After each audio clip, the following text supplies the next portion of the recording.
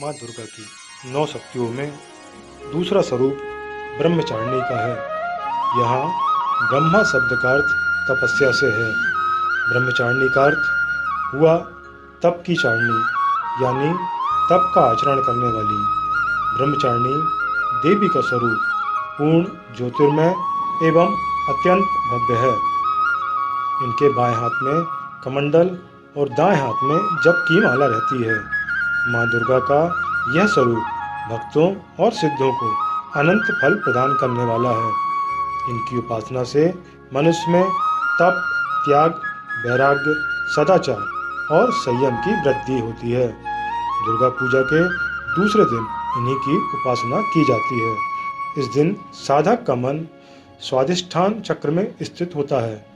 इस चक्र में अवस्थित मन वाला योगी उनकी कृपा और भक्ति प्राप्त करता है।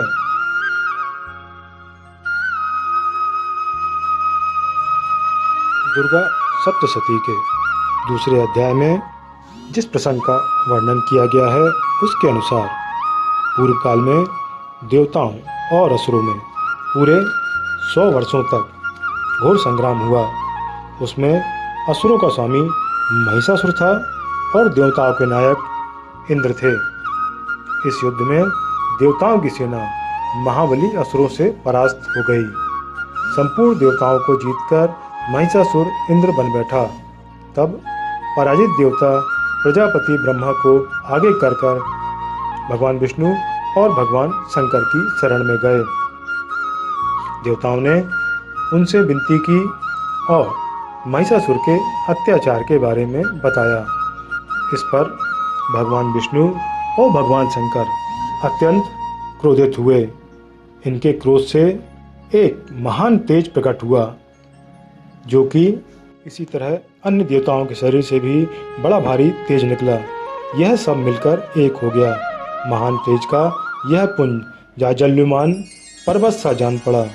इस तेज से कल्याणमयी देवी का आविर्भाव हुआ, जिन्होंने महिषासुर और उसकी सेना से युद्ध किया।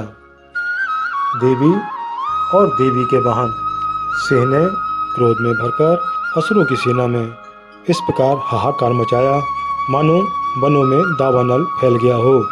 रणभूमि में दैत्यों के साथ युद्ध करती हुई अंबिका देवी ने जितने निश्वास छोड़े, वे सभी तत्काल सैकड़ों हजारों गणों के रूप में प्रकट हो गए और अस्त्र शस्त्र लेकर वे भी असुरों का सामना करने लगे। दैत्यों की सेना में हाथी, घोड़े, असुरों के शरीर से इतनी अधिक मात्रा में रक्तपात हुआ कि थोड़ी ही देर में खून की बड़ी बड़ी नदियां बहने लगी।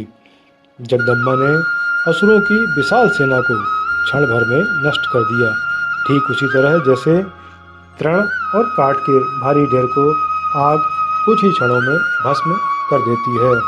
सिंह भी गर्दन के बालों को हिला हिलाकर जोर जोर से गर्जना करता हुआ दैत्यों के शरीर से मानो उनके प्राण चुन लेता था। देवी के गणों ने भी महादैत्यों के साथ ऐसा युद्ध किया जिससे आकाश में खड़े हुए देवतागण बहुत संतुष्ट हुए और उन पर फूलों की वर्षा करने लगे। जय माता दी।